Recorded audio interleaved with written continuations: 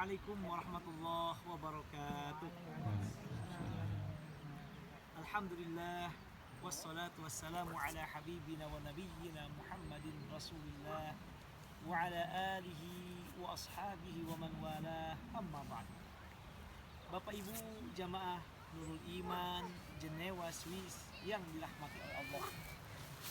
Alhamdulillah pada kesempatan hari yang mulia pada hari Senin, yaitu bertepatan dengan tanggal 10 Ramadan 1438 Hijriah, Allah masih memberikan kepada kita nikmat umur, nikmat kesehatan, nikmat kebersamaan, dan juga nikmat untuk dapat bersilaturahim, dan yang tidak kalah pentingnya nikmat untuk bertadabur, mentadaburi di antara tanda dan ciptaan Allah Subhanahu wa taala, yaitu alam yang sangat indah yang kita saksikan, seperti diantaranya adalah saat ini kita berada. Bapak Ibu yang berbahagia, dalam ajaran Islam, mentadaburi atau merenungi ciptaan Allah, baik berupa alam semesta, pohon, tanaman, air, sungai, itu merupakan di antara ibadah yang luar biasa.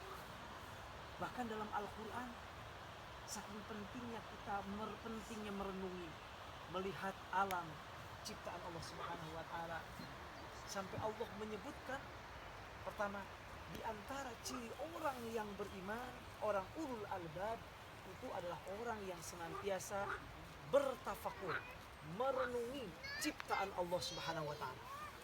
Nanti Bapak Ibu bisa lihat dalam surah Ali Imran ayat 190 dan ayat 191. Ali Imran, Allah berfirman, Inna fi khalqis samawati wal ardi wa ikhtilafil laili wan nahari la ayatin liulil albab. Sesungguhnya dalam penciptaan langit dan bumi, pergantian siang dan malam, itu ada tanda-tanda kekuasaan Allah bagi orang-orang yang mau berfikir, bagi orang-orang ulul albab. Ulul albab ini sebutan untuk orang-orang mukmin yang menggunakan fikir dan hatinya, yang menggunakan akal, pikiran, dan hatinya. Ulul albab. Apa ciri orang ulul albab ini? Alladzina yadhkurunallaha qiyaman wa qu'udan wa ala junubihim wa yatafakkaruna fi khalqis samawati wal ardh. Yaitu orang-orang yang selalu berzikir kepada Allah, mengingat Allah, baik ketika duduk, berdiri, atau berbaring. Kemudian dan mereka senantiasa mentafakuri, merenungi ciptaan Allah Subhanahu wa taala. Nah, ini kita sambil merenungi ciptaan Allah. Pohon, kemudian juga sungai tadi kita saksikan, kemudian juga tanaman, kemudian juga hewan dan lain sebagainya. Makanya dalam ayat ini Allah memberikan di antara ciri orang yang ulul albab ini, orang yang beriman, yang dekat dengan Allah, selain berzikir juga berfikir. Ada zikir, ada fikir. Berzikir obat untuk hati kita, berfikir menggunakan panca indera yang Allah berikan kepada kita, termasuk akal, untuk mentadaburi, merenungi, menikmati, memandang semua ciptaan Allah. Kita lihat indahnya tadi kayu. Saya terkagum sekali di museum kayu tersebut. Ternyata sangat simetris, ada warna di tengahnya merah. Kemudian ada gurat-gurat yang sangat simetris, sangat indah sekali. Jika kayu saja demikian indahnya, luar biasanya, hebatnya, maka apalagi yang menciptakan kayu dan menciptakan kita semuanya. Makanya dengan melihat alam demikian, kita kembali mengingatkan bahwa indahnya alam Swiss, hebatnya dan luar biasanya pemandangan di Swiss ini, mengingatkan akan kebesaran dan keagungan Allah yang menciptakannya.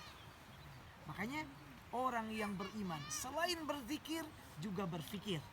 Berfikir melihat alam semesta ini, melihat bulan, melihat matahari, melihat tanaman, melihat kebun, melihat air, melihat sungai. Karena itu semua adalah di antara ciptaan Allah, sehingga dengan mentadaburi, melihat semua ciptaannya itu, kita mengingatkan akan kebesaran dan kemahaagungan, kemahaluar biasaan Allah Sang Pencipta.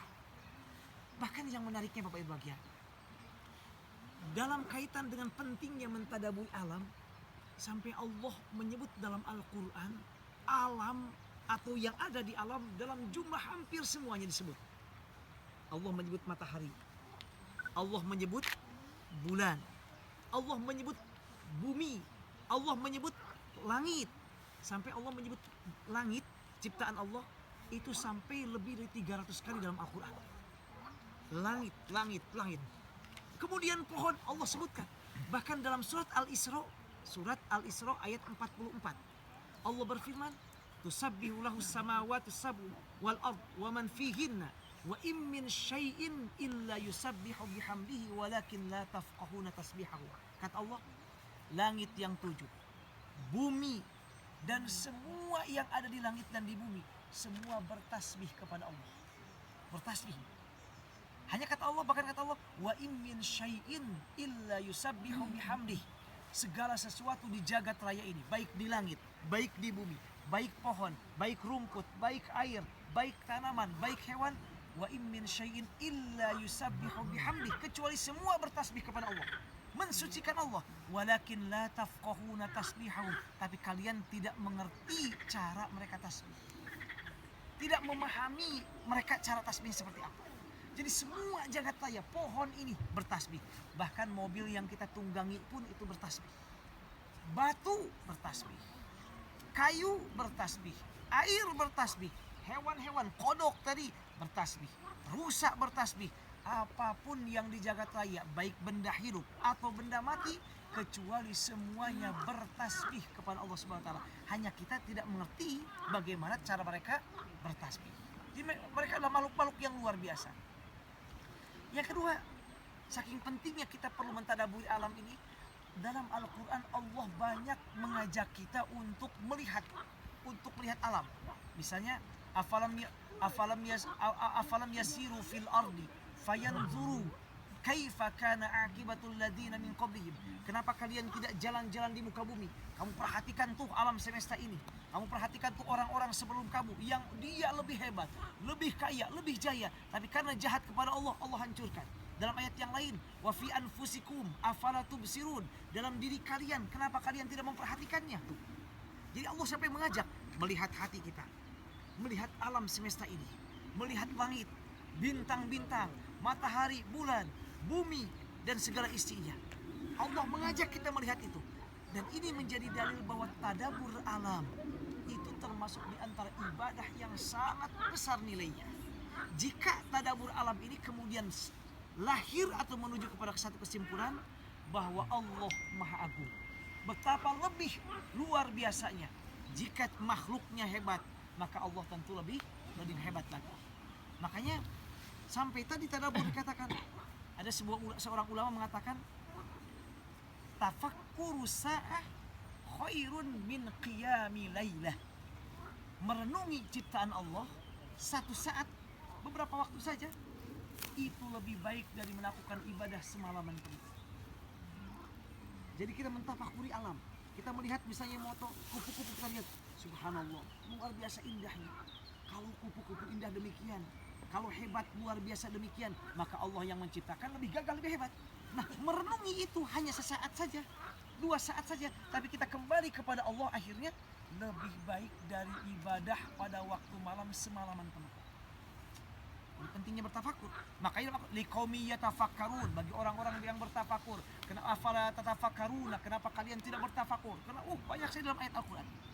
Bahkan dalam Al-Qur'an Allah banyak memberikan nama surat dengan nama yang ada di alam. Nama suratnya diambil dari nama alam. Coba apa saja Ibu? Surat apa yang diambil dari nama alam? Ya? Alam Tara. Suratnya, surat apa namanya? Alam Tara. Atin. Atin apa Ibu? Buah tin. Apalagi coba hewan Ibu? Alfil. Alfil. Apa Ibu? Gajah. Gajah. Alam.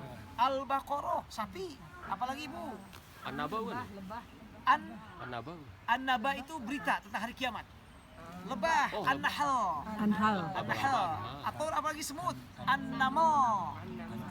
Al-Ankabut. Ya salah Pak Haji Bonong. Allahu Akbar. Udah 2 poin Pak Haji Bonong.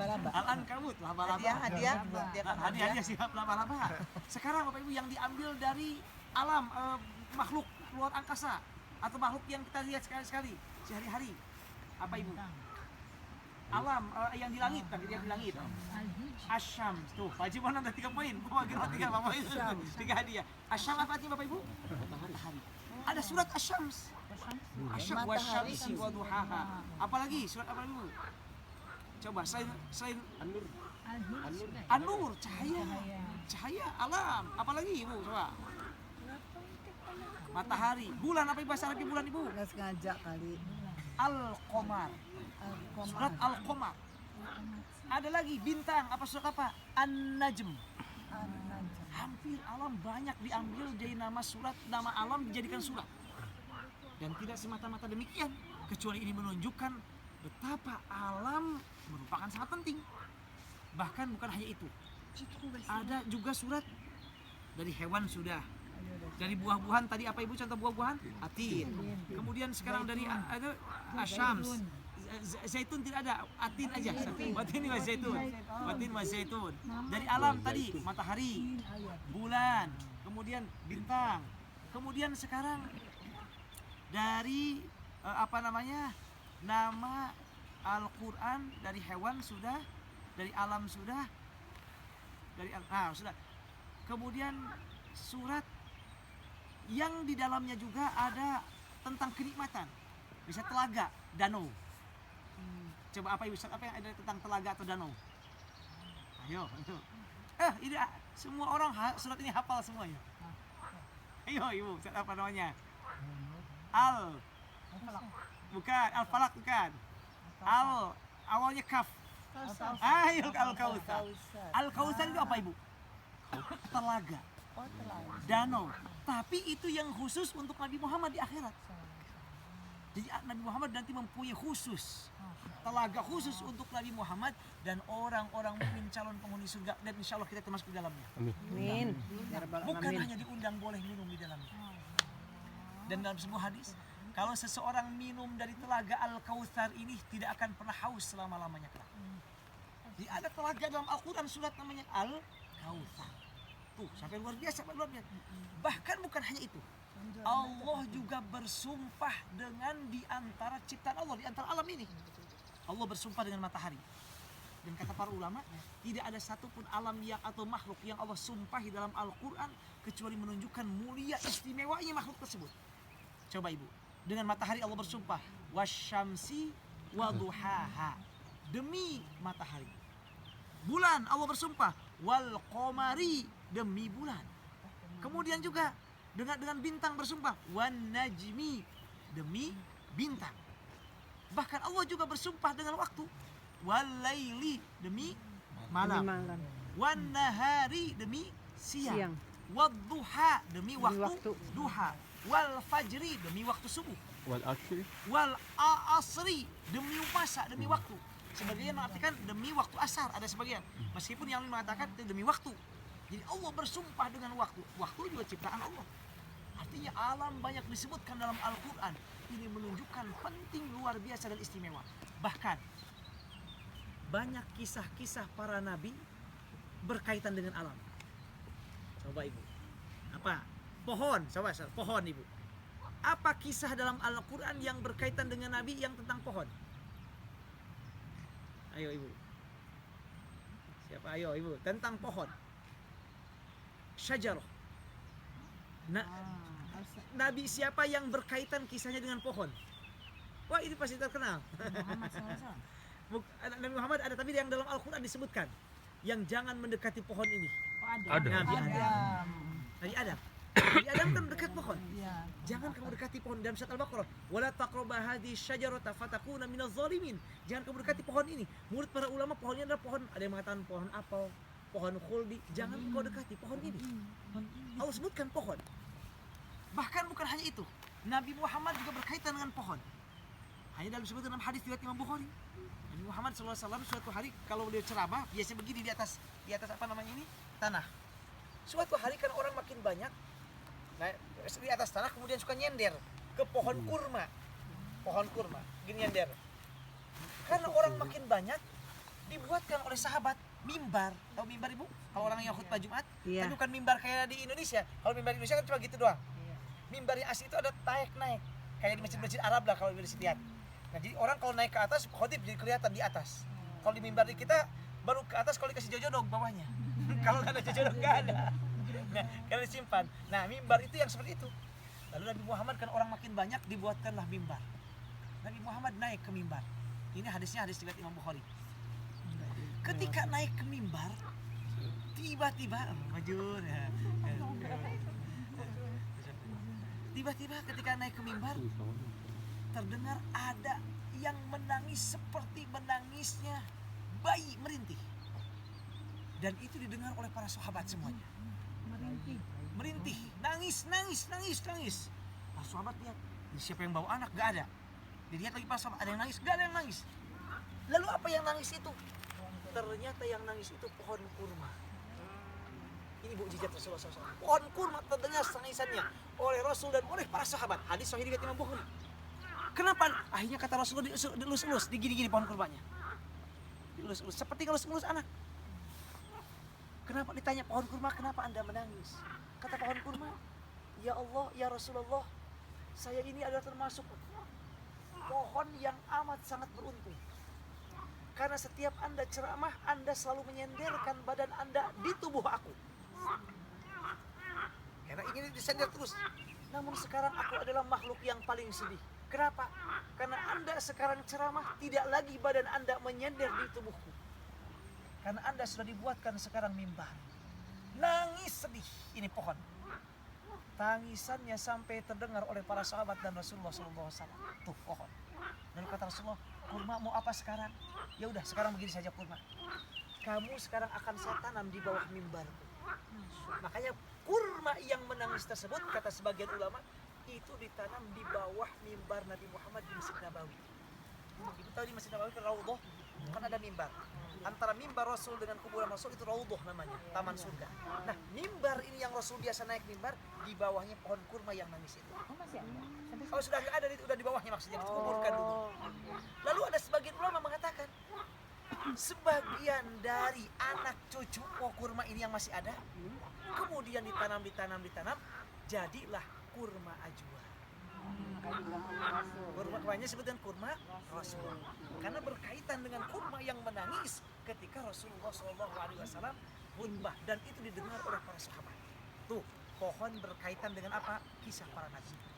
So, sekarang burung berkaitan dengan siapa ibu? Nabi Sulaiman. Burung apa namanya? Hudhud. Ibu pernah melihat Nabi burung hudhud? Ibu lihat di internet hudhud pakai bahasa Arab. Lucu sekali.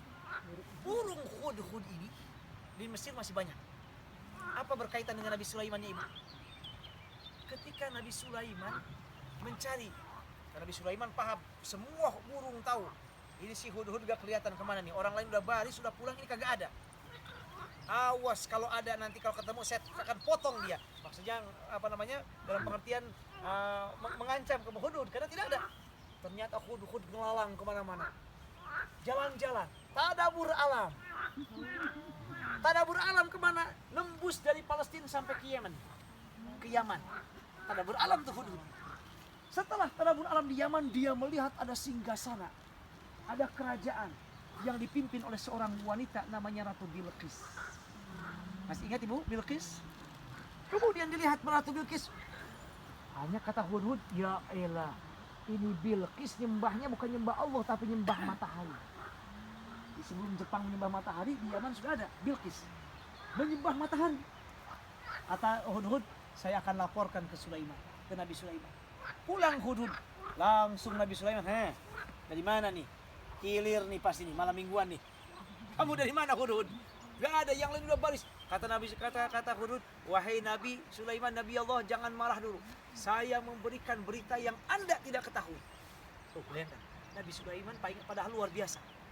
Pengetahuannya kemana-mana. Tapi untuk ini cerdas mana ibu dalam hal ini? Burung. Tuh, burung lebih tahu. Hudhud lebih tahu dari siapa ibu? Nabi Sulaiman. Padahal Nabi Sulaiman luar biasa. Katakan Nabi Sulaiman, apa lagi hudhud? Enak aja, mungkin kasar begitu. Enak aja, aku gak tahu. Aku tahu semua. Anda gak tahu wahai Nabi. Emangnya ada apa? Tahu gak Anda wahai Nabi Allah? Di Yaman sana ada seorang ratu yang punya kekuasaan banyak. Tapi dia menyembah matahari. ini berita yang Anda tidak mengetahuinya wahai Nabi. Kata Nabi Sulaiman, oh Anda hebat wahai burung hudhud. Sekarang begini, tolong kirimkan suratku ini. Berangkat, pergilah ke Yaman, berikan surat ini. Nabi Sulaiman menuliskan surat Bismillahirrahmanirrahim dari Nabiullah Sulaiman untuk Bilqis. Wahai Bilqis, ayolah intinya ngajak masuk Islam. Berangkatlah hudhud kemana ibu? Dari Palestina menuju ke Yaman. Kadang dulu saya berpikir, ini burung apa bisa terbang menembus negara? Ternyata saya mendapat reportase di TV Al Jazeera, burung-burung itu kan ada dari Eropa kemana kalau musim apa terbang sekian ribu kilometer, bahkan puluh ribu kilometer. Migrasi. Apa Migrasi. Migrasi dan dalam jumlah yang banyak. Ini artinya bahwa burung memang bisa terbang dalam jumlah yang sangat jauh sekali, dalam jarak yang jauh. Sampai akhirnya hudhud 2 kali berjasa tuh ibu. Berjasa pertama apa ibu?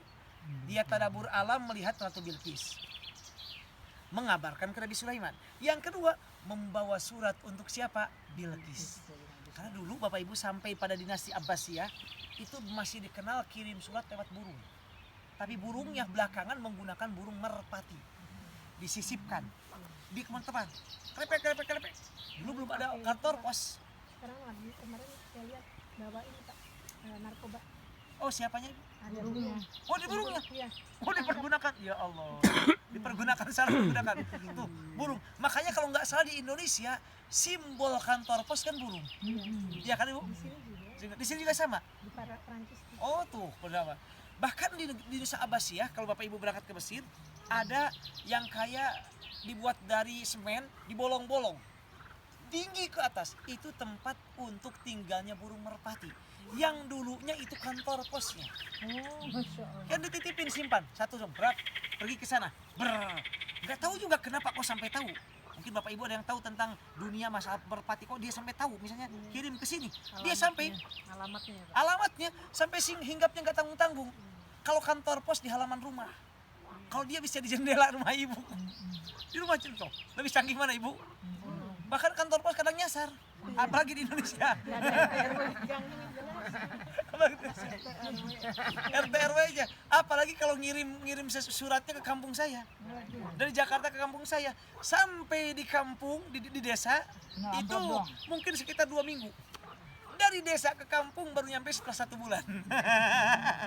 Ngendap dulu, disimpan dulu. Kalau burung nggak ada demikian, nggak ada ngopi dulu kata burung, nggak ada, atau langsung terbang. Hudhud pun demikian. Dikirimkan surat itu kepada siapa? Nabi Sulaiman. Tuh, lagi-lagi berkaitan apa ibu? Hewan, alam. Ada lagi ibu. Nabi Sulaiman ini nabi yang meninggalnya tidak diketahui. Allah sebutkan dalam surat An-Naml, kalau tidak salah An-Naml. Nanti kita kaji. Ini yang berkaitan dengan alam ini ibu. Nabi Sulaiman kan punya tongkat. Ini tongkatnya Nabi Sulaiman nabi yang sakti, sangat sakti. Mungkin kalau sekarang nggak tergambarkan. Dibayangkan ibu bisa terbang dengan angin, paham bicara dengan burung, dengan jin di bawah dia. Luar biasa, saktinya luar biasa. Bisa disimpan enggak tuh Pak ilmu Nabi Sulaiman? Ada belakangan yang ingin mempelajari, bahkan suka mencari cin Nabi Sulaiman, tapi nggak nyampe ibu. Nggak nyampe ibu. Biasanya orang, nah kadang yang keliru di Indonesia, suka banyak yang ngelmu begitu, tapi tidak diikuti dengan ilmu agama dan tidak secara kesehatan juga. Bertapalah di atas rumahnya, biasanya 7 hari 7 malam, nggak makan, nggak minum. Ya gelok lah dia, mati. Hanya minum saja, pulang-pulang ya stres karena nggak ada makan dan sebagainya. Tidak demikian. Ya ala kulli hal, Nabi Sulaiman luar biasa. Nabi Sulaiman itu dalam surat An-Naml kalau tidak salah. Beliau meninggalnya tidak ketahuan, duduk di kursi, nyender ke tongkat.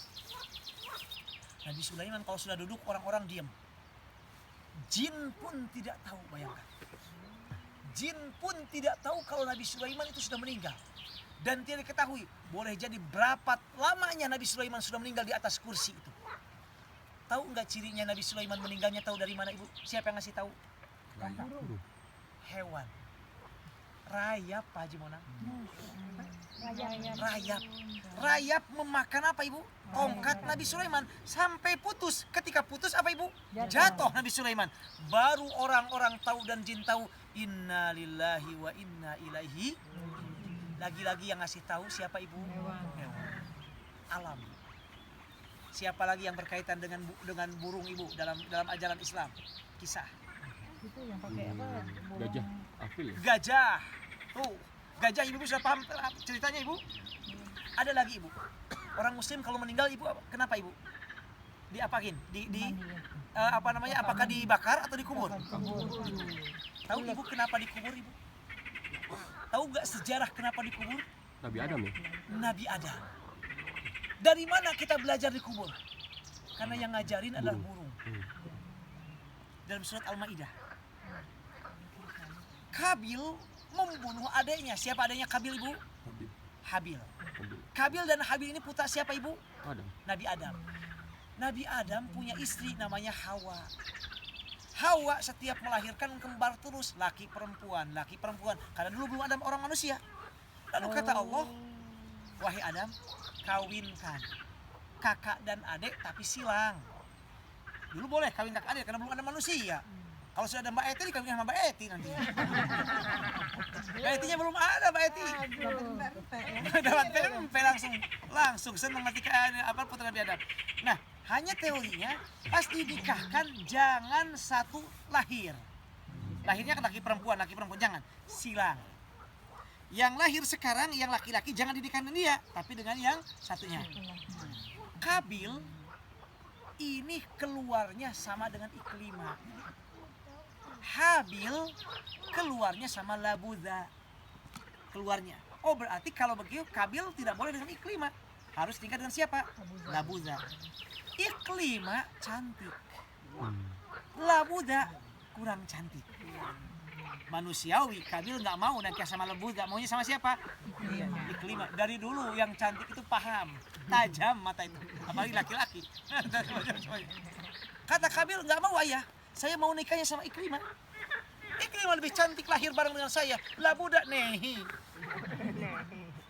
Labudha sama Habil aja. Kalau Habil orangnya nurut, berhikmah, turut, baik. Kabil agak sedikit kurang nurut. Namanya manusia begitu tuh. Putra kadang ada yang baik, ada yang nurut banget, ada yang kurang nurut. Tapi insya Allah mudah-mudahan kita nurut semua, insya Allah kita. Kemudian setelah itu Kabil nggak mau, nggak terima. Kata Nabi Adam, Kabil ini bukan ayah nentuin, Allah yang menentukan. Kamu harus nikah dengan Labudha. Yang Iklimah itu nikahnya sama Habil. Kabil nggak terima. Sampai akhirnya Habil dibunuh oleh siapa? Oleh Kabil. Tuh. Pembunuhan pertama kali di jagat raya ini, di bumi ini, dosa pertama di bumi ini adalah apa ibu? Pembunuhan. Gara-gara apa ibu?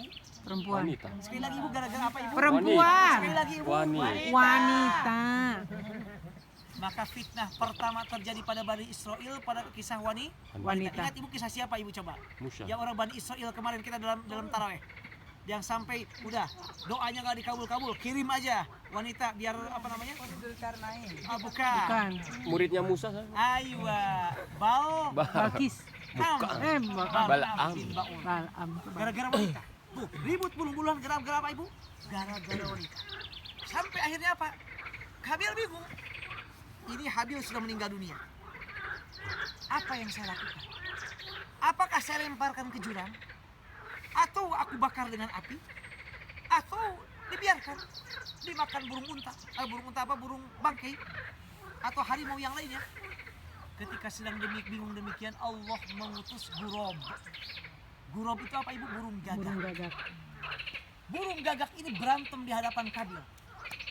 Satu kalah, mati satunya. Lalu setelah mati burung gagak yang satu yang menang tadi, ngoer-ngoer apa ibu? Tanah. Dikubur si burung gagak. Melihat itu kata Kabil, ini caranya. Akhirnya Kabil terinspirasi oleh apa ibu? Burung. Karena itulah kemudian Habil dikuburkan, tidak dibakar. Sejak itulah untuk umat Nabi Adam sampai Nabi Muhammad, kalau ada yang meninggal diapain ibu? Dikuburkan. Siapa yang ngajari ibu? Burung. Berkaitan dengan alam. Banyak sekali berkaitan. Sekarang ibu, yang berkaitan dengan alam yang benda-benda di langit, apa ibu? Yang benda-benda di langit, coba. Kisah bintang. Siapa yang berkaitan dengan bintang? Nabi Ibrahim. Nabi Ibrahim pernah mencari proses, ingin mencari Tuhan. Dia lihat bintang. Ini Tuhanku. Kenapa? Karena dia menerangi. Tiba-tiba namanya bintang ada waktunya. Nggak ada bintang keluarnya pada waktu siang. Begitu siang hilang. Kata Nabi Ibrahim, ya elah, masa Tuhan hilang? Masa Tuhan adanya malam hari aja, siangnya kagak ada. Hancurlah dunia kalau Tuhannya nggak ada siang. Nggak tuh. Lihat lagi matahari, lihat lagi demikian sampai akhirnya kesimpulan, maka bintang bukan Tuhan, matahari bukan Tuhan, bulan bukan Tuhan. Tuhan adalah yang menciptakan semua itu, yaitu Allah. Berkaitan lagi. Jadi alam ini berkaitan. Sekarang Ibu, yang berkaitan dengan sungai. Sok. Laila, siapa yang berkaitan dengan sungai? Nabi siapa? Nabi Musa. Kenapa Ibu berkaitan dengan sungai Ibu? Mecah dihanyutkan. Ketika bayinya oleh Ibu, nah ini akan dibahas Ibu yang Yukaban dalam pertemuan kisah-kisah wanita-wanita dalam Al-Quran insya Allah. Malam ini tentang mayat-mayat yang dihidupkan kembali. Setelah itu baru tentang wanita-wanita dari Hajar, Maryam, ibunya Nabi Musa. Nabi Musa dihanyutkan di sungai Nil. Kemudian dibawa sungai Nil sampai diambil oleh istrinya Fir'aun. Ramses, yaitu Asia, diambil. Lagi-lagi berkaitan dengan alam, yaitu apa? Sungai. Jadi Nabi Musa dengan izin Allah berjasa. Sungai dengan izin Allah berjasa nggak kepada Nabi Musa? Berjasa. Bisa saja sungai ini, saya mau belok ajak sana, kata sungai, kata airnya. Dibawa terus. Allah menggunakan apa Ibu? Sungai. Untuk apa? Untuk membawa Nabi Musa sampai di depannya istrinya Fir'aun namanya Asia. Lalu kemudian diurus oleh Asia. Bahkan Nabi Musa yang harusnya dibunuh hidup besar di istana Fir'aun. Yang mau dibunuh malah dekat dengan yang membunuh. Kekuasaan Allah tuh Ibu. Makanya luar biasa sekali. Itu. Bahkan Allah juga bisa menjadikan alam semesta ini menjadi di antara tentara Allah, Pak Haji Mona. Tentara Allah itu gak usah malaikat. Allah ngutus aja sebagiannya aja. Wah, itu udah luar biasa. Di antaranya tentara Allah adalah air. Untuk siapa Ibu? Air dijadikan sebagai tentara Allah untuk menghancurkan orang yang jahat sama Allah. Ya salam, Pak Haji Mona udah berapa ini Bu Hani? Sepeda 5. 5. Bu Hani nanti ada banyak sekali. Nabi Nuh. Kenapa Nabi Nuh? Nabi Nuh menghancurkan orang-orang durhaka. Orang-orang durhaka Allah hancurkan. Dengan apa yang diutus oleh Allah? Bukan malaikat, tapi apa? Air, banjir. Yang selamat hanya yang ada di dalam kapalnya Nabi Nuh saja. Semua habis. Termasuk putranya Kan'an dan istrinya. Habis semuanya. Apalagi tentara Allah itu. Yang Allah utus. Angin. Allah mengutus kaum Ad dan kaum Tsamud. Dengan angin dihabiskan. Nggak usah malaikat. Kemudian apalagi? Ada hewan-hewan yang paling kecil Om Noh. Belalang. Allah mengutus pasukan ringan, sedikit, sepele untuk orang yang ngaku sebagai Tuhan, Mbak Eti. Siapa yang ngaku sebagai Tuhan, Ibu? Fir'aun ngaku sebagai Tuhan. Allah gini, ngaku sebagai Tuhan. Aku berikan aja, gak usah malaikat yang datang, tapi belalang. Apalagi yang lebih ringan lagi? Kodok. Kaum Ad dan kaum Tsamud. Kodok bertasbih. Ad itu masalah Nabi Hud. Dalam surat Al-Haqqah. Al-Haqqah mal-Haqqah wa ma adraka mal-Haqqah. Wa ma adraka mal-Haqqah. Kadzabat Tsamud wa 'adun bil qariyah fa amma Tsamud fa uhliku bit taghiyah wa amma 'adun fa uhliku bi rihin sasa. Kaum Ad, kaumnya Nabi Hud. Nah, itu daerah Jordan sekitarnya. Allah menghancurkan itu Fir'aun gak usah dengan malaikat. Tentaranya yang diutus belalang. Ada yang lebih hina dari belalang, Ibu. Yang orang pun anak kecil bisa membunuhnya. Bukan. Nyamuk. Yang ada di kepala ibu-ibu. Kutu. Oh, maaf. Maksud saya ibu-ibu di Indonesia, Ibu. Iya. Saya dulu di kampung, Ibu, waktu kecil. Di kepala saya mungkin ada 200 kutu. Setiap kali mengambil begini langsung dapatnya 5. Nggak tahu. Karena mungkin di kampung sama jorok Ibu ya, mungkin kurang terawat. Sampai rambut pun rontok dulu. Tapi alhamdulillah kembali normal lagi, gomblok lagi dan hilang lagi alhamdulillah. Bukan karena kutu kan? Bukan. Kutu ibu. Allah mengutus kutu. Bayangkan, kutu ibu. Kodok, kutu. Kemudian apa lagi? Bagaimana itu kutu ceritanya? Kutu Allah kutu. Coba kutunya bukan 1-2 biji, 1 miliar. Wow. Fir'aun bangun sedang tidur begini, tiba-tiba bangun. Wih, di hadapannya kodok. Di badannya kutu semuanya. Kemudian apa lagi? Belalang di mana-mana. Masuk ke kamar mandi buka air jadi darah. Tuh, itu putusan. Yang mana nih Pak? Ramses II. Ramses. Di Ramses II itu kalau dibahas bisa 1 bulan. Ibu. Dari banyak sisi, hanya Ramses II aja. Saking jahatnya dia. Saking banyaknya yang berkaitan dengan Ramses II. Bisa 1 bulan dibahas 30 pertemuan untuk Ramses II ini. Dan dalam Al-Quran kan sampai banyak kita sebutkan kemarin. Fir'aun berapa kali ibu sebut Al-Quran ibu? 74. Iya salah Mbak Eti dapat hadiah tuh. 70 berapa Mbak Eti? 74. Besok keluar. Besok keluar besok. Dapat sharing insyaallah. Memetik sendiri Mbak Eti. Bayangkan ibu, sampai diutus dengan kutu belalang. Fir'aun yang aku sebagai Tuhan. Kutu, tapi bermiliar-miliar. Kemudian juga apa, belalang bermiliar-miliar. Repot juga, apalagi Fir'aun yang biasa di istana. Mungkin tidak pernah melihat kutu. Kalau saya dengan kutu tidak ada masalah. Memang hidup sudah dari dulu dengan kutu terus. Tapi kalau banyaknya repot juga. Belalang juga suka digoreng dulu. Biasa karena gak ada makanan, apa aja jadi kita. Cacing juga dulu sampai kita makan ketika tipes. Saya pernah tipes ibu. Kemudian dicarikan cacing langsung dari kebun segede-gede gini. Yang dari pohon pisang ya Pak ya? Di tanah ibu. Emang nyembuh? Sembuh ya memang. Dengan izin Allah alhamdulillah. Kemudian direbus air cacing itu di hadapan kita. Terus diperjalankan begini ibu. Oh ya? Tahu, kemudian sekali ini sembuh saya minum. Ya namanya, kalau mohon maaf kalau ke dokter kan perlu uang banyak. Kita apa yang ada, pokoknya itu. Alhamdulillah dengan izin Allah sembuh. Sekali lagi dengan izin Allah, bukan karena cacingnya, dengan izin Allah. Nah itu ala kulli hal.